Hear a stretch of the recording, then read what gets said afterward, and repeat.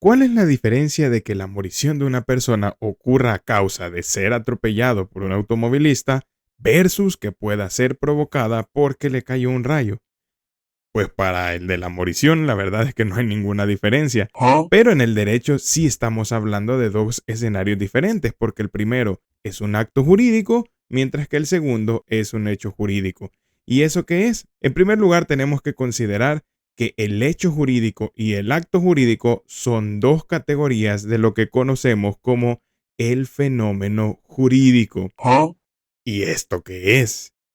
Pues para hablar del fenómeno jurídico debemos de entenderlo como el acontecimiento o el suceso al cual el ordenamiento jurídico le está enlazando algunas consecuencias jurídicas. Y esto lo que genera es algo muy característico de este elemento, es que se trata de algo muy dinámico porque tiene un acontecer o algo que va a ocurrir. Por eso es que el fenómeno jurídico tiene la capacidad de crear, modificar o extinguir las situaciones jurídicas. A la vez, debemos de considerar entonces que, dado que el ser humano es la realidad jurídica primaria, el fenómeno jurídico está en la realidad jurídica secundaria, por lo que viene a ver cuáles son las consecuencias jurídicas que se atribuyen al mundo externo del ser humano por los actos que éste realiza o por los hechos que puedan ocurrir a su alrededor, siendo entonces estas las dos categorías principales que componen al fenómeno jurídico con lo que comenzamos hablando en este video. Por lo tanto, esto ya nos lleva a hacernos la primera pregunta. ¿Qué es en sí un hecho jurídico? Pues podemos decir de que es un suceso que ocurre con independencia o sin intervención de la voluntad humana, pero que ese suceso tiene que acarrear una consecuencia jurídica. Por eso es que se viene a considerar también como el fundamento del justo impedimento, o que también conocemos como caso fortuito, porque se trata de un hecho jurídico que puede ser irresistible e imprevisible, como por ejemplo, estamos hablando de algún terremoto que pueda provocar un deslave o que también pueda provocar un tsunami o por supuesto que te caiga un rayo, que es lo que habíamos iniciado ya conversando. Lo importante es que vemos en estos tres escenarios es que ocurren con independencia o sin la intervención de la voluntad humana, pero en todos los escenarios acarrean consecuencias jurídicas. Pero, ¿cómo es eso de que los hechos jurídicos acarrean consecuencias jurídicas? Pues veamos el siguiente ejemplo que hasta está en nuestro Código Civil. Imaginémonos de que tenemos este hermoso terreno que está dividido por un río. Esta parte es del señor Pérez Sosa y esta otra parte de la señora Olga Sang. Entonces, imaginémonos de que estas personas han vivido y convivido felizmente por varios años al lado de este río, pero Una eternidad más tarde. vemos que se genera este escenario, donde el río, por el mismo pasar del tiempo, ha movido su cauce, generando esta diferencia.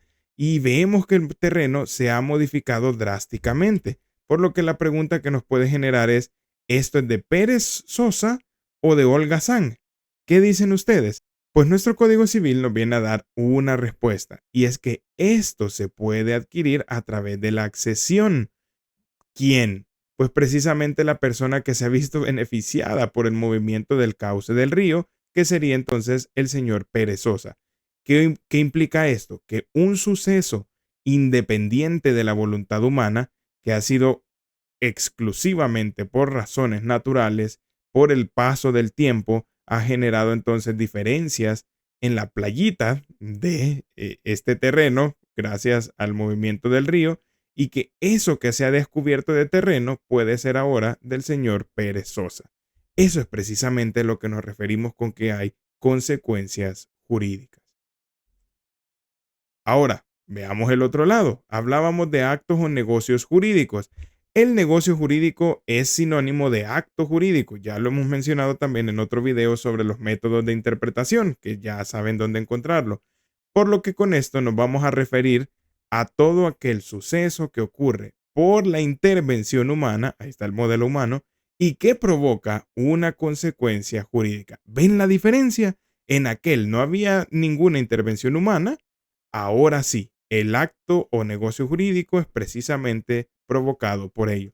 Por eso el doctor Albino Tinetti nos ofrece una definición bastante completa diciendo de esta manera, que se trata de una declaración o manifestación unilateral o bilateral de voluntad ejecutada con arreglo a la ley y destinada a producir efectos jurídicos, que son entonces la creación, modificación, conservación, traslación o extinción de un derecho. Con eso en mente podemos ver entonces algunos ejemplos de actos jurídicos que fácilmente pueden ser algo como contraer matrimonio, celebrar una compraventa o cualquier otro tipo de contrato, componer una obra musical y que obviamente tiene que estar protegida por la propiedad intelectual, o como mencionamos desde un inicio, conducir un auto y que con la conducción del auto ocurra también un atropello. Pero eso no es todo. Hay algunos elementos adicionales que es bueno que consideremos. Veámoslos uno por uno.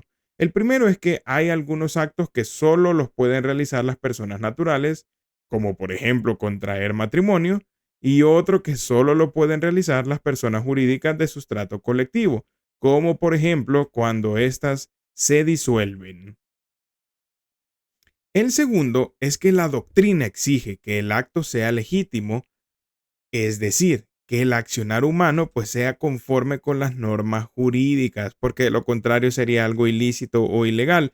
Y eso ya podemos entonces ponerlo en la otra categoría de los actos ilícitos o antijurídicos, que también ya lo hemos desarrollado en otro video. El tercer elemento es que el ordenamiento hace consideraciones también sobre la voluntariedad y la intención de realizar el acto, pudiendo atribuir así diferentes consecuencias jurídicas. Por ejemplo, el atropello del cual hablábamos desde un inicio tiene consecuencias jurídicas muy diferentes en materia penal si se hace voluntariamente, es decir, con dolo, con toda la intención de atropellar a alguien, tenemos una pena de prisión más alta. Si se hace por descuido, por ejemplo, porque se iba a un exceso de velocidad, tiene una pena de prisión más reducida. Y por ejemplo, si la persona es la que se le tiró frente al carro y el conductor guardó todas las medidas de seguridad, iba a una distancia y a una velocidad prudente y no tenía la intención de realizarlo, e incluso llegamos a ver entonces que hay un eximente de responsabilidad penal, por lo que no habría ningún delito en ese escenario. ¿Ven? Precisamente por la voluntariedad con la que se pueda realizar un mismo acto jurídico. Y el último elemento es que la doctrina e incluso nuestro ordenamiento jurídico muchas veces confunden los términos hecho y acto, por lo que cuando ustedes estén estudiando por su propia cuenta, ténganlo en mente y hagan siempre una interpretación. Tenemos varias formas que podemos hacer esa interpretación, obviamente. Ya pueden ver la lista de reproducción en la parte de arriba, pero siempre tienen que verificar si realmente se refiere a hecho como lo hemos desarrollado aquí o en realidad se trata de un acto. Por ejemplo, en nuestro Código Penal se habla del hecho punible, es decir, de todas aquellas acciones que pueden ser castigadas con una pena de prisión, por ejemplo. Entonces, si se fijan, es un actuar humano, pero le pusieron hecho en lugar de ponerle acto punible. Así es que ya sabes, hay mucho que aprender sobre los actos jurídicos, lo que te dejo 2 videos para que tú puedas seguir aprendiendo más. El primero es sobre los actos ilícitos y el segundo es por si quieres ver las clasificaciones que existen de los actos jurídicos. Nos vemos.